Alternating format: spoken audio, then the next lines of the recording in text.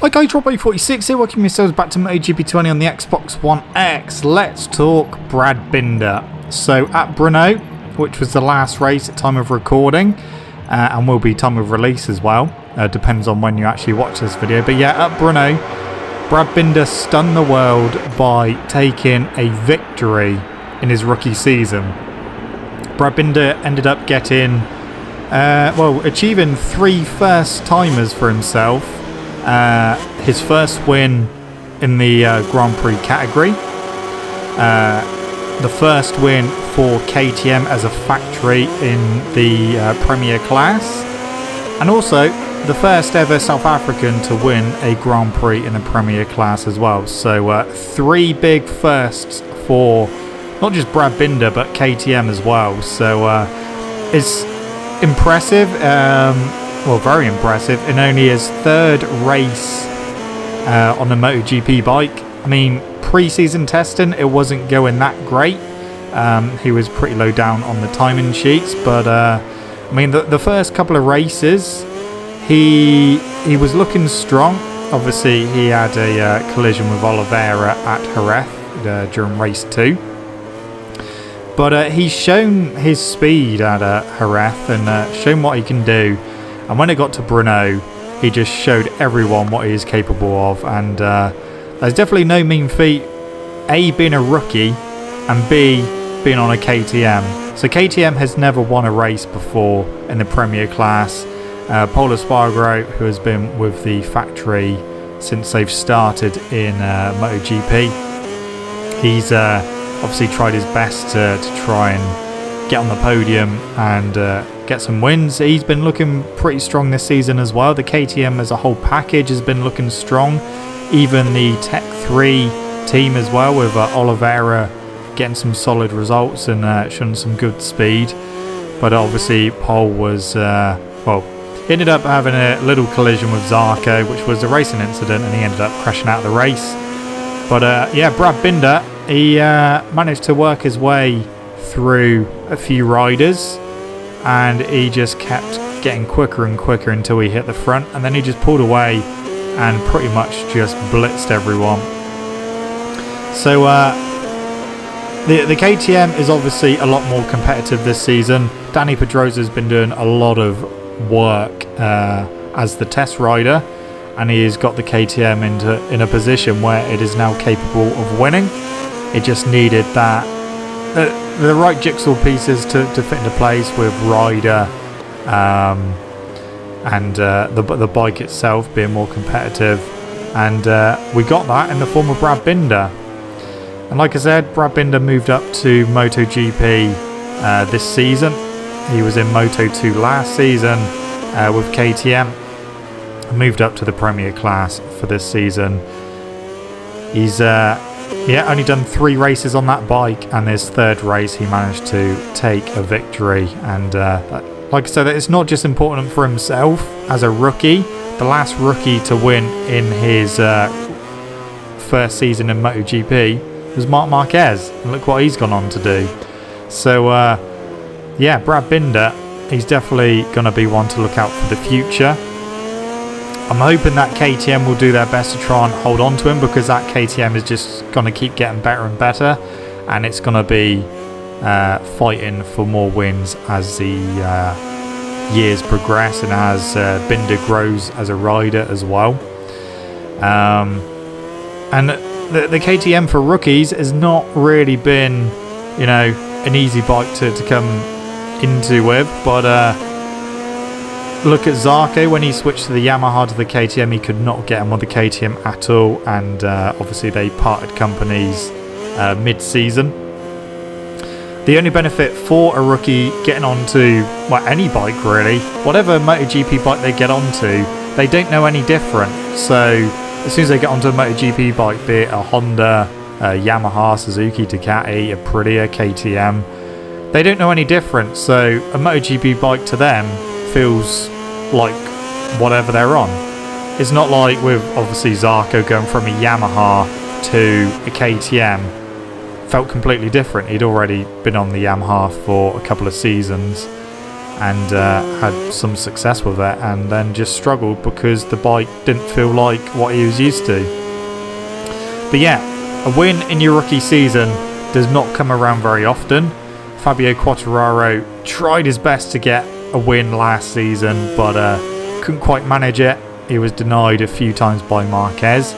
Obviously, Quartararo managed to win the first 2 races of the year at Jerez, which was his first race win as well, and the first race win for that team in the Premier class. But yeah, Brad Binder, I think he's going to be a force to be reckoned with, and I tell you what, at the Red Bull Ring, I think he's going to be strong there as well. The KTM, it's a fast bike in a straight line. It seems to handle pretty well as well. It seems almost similar to the Honda in terms of characteristics, although it seems to be obviously a bit more user-friendly than the Honda. We've obviously seen that without Marc Marquez, Honda are all at sea, especially the Repsol Honda team. So compare Brad Binder's performance to Alex Marquez, another rookie who's come into MotoGP for this season. He's of course at Repsol Honda. He has tested a Repsol Honda quite a few years ago, just as a little reward for winning the Moto3 World Championship. But again, you know, his first proper time on a MotoGP bike, and he is struggling. But we know that Alex Marquez, doesn't matter what category he's in, he takes time to adapt, whereas Brad Binder adapts really quickly. I mean, when he moved from Moto3 to Moto2, he it didn't take too long to get up to speed and start getting decent results. So he's definitely going to be one for the future, and maybe even for the now. Like I said, Red Bull Ring is the next race. They're there for 2 races, and it's KTM's home track. So the KTM has tested a lot of laps around there. So I think that the KTMs are going to be strong. The likes of obviously Brad Binder, Pol Espargaro, his teammate, and Miguel Oliveira. I think watch out for those 3 at the Red Bull Ring. Ika Lecuona has still got some work to do, but I think he will start getting a bit quicker as time goes on.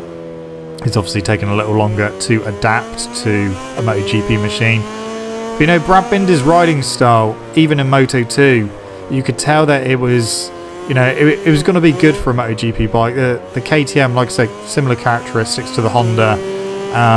It takes quite an aggressive riding style to be able to, get a good lap time out of it. Pol Espargaro got a fairly aggressive riding style, and Brad Binder certainly does as well. So that's why, he suits the KTM. It wouldn't surprise me if going forward that Repsol Honda or even Ducati tried to get Brad Binder for their teams and to get on their machines. I think it would suit either of them. If he suits the KTM, he's definitely going to suit the Honda and even the Ducati as well. So that's definitely something we'll have to look out for in the future. But yeah, Brad Binder, he's definitely going to, possibly win more races this season. I mean, the championship is already wide open. We've obviously got no Marc Marquez at the moment. At time of recording, they haven't said whether he is going to attempt to race at the Red Bull Ring. I don't think he will, because he doesn't want to have a similar situation to what he's had after trying to race at Jerez. I don't think he wants to damage the plate again and then have to have another operation. But yeah, just Brad Binder, super impressive in just his 3rd race of MotoGP, winning at Brno, and just shocking the world. And like I said, he's not only got his first ever win in the Premier class, he's got KTM's first ever win in the Premier class, which is very important to the manufacturer. And of course, like I said, he's the first ever South African to win a Grand Prix in the Premier class as well. So 3 big firsts for Brad Binder at Brno. And I think now that he's got his first win as well, I think he's definitely going to be there more often than not now, depending on whether the KTM suits certain tracks. Obviously there are going to be some tracks it's not going to suit very well, but of course Brad Binder, he's still learning as well.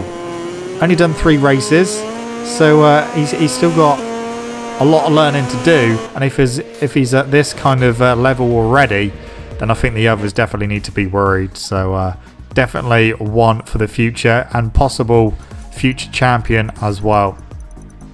We'll have to see how the Red Bull Ring goes, but I think that will be a very strong outing for the KTMs. Obviously Ducati, they are very strong at the Red Bull Ring. Can KTM take the fight to the Ducatis? It is a top speed track, a power track, so that's why the Ducatis tend to get on well there, but the KTMs are very quick as well. Yamahas are definitely going to struggle because they are the slowest bikes at the moment. And yeah, with the success of KTM, all eyes are looking at Aprilia at the moment and thinking, what are they doing? Not a lot. They've been in MotoGP for a lot longer, and yeah, they've got nothing to show for it at the moment. Yeah, they definitely need to pull their finger out if they want to get similar success to KTM, but that's definitely not going to happen for a while. But yeah, KTM are on cloud 9 at the moment. Let's see if they can continue that as they go to Red Bull Ring, their home track, for 2 races. I'm looking forward to seeing what they can do there, and seeing them progress and go strength to strength as a manufacturer and a team. Anyway guys, that is it from me. Thank you so much for watching. Don't forget to leave this video a like if you enjoyed it. Subscribe to my channel for more content. I shall see you guys in the next video. Don't forget to stay safe and wash your hands. See you.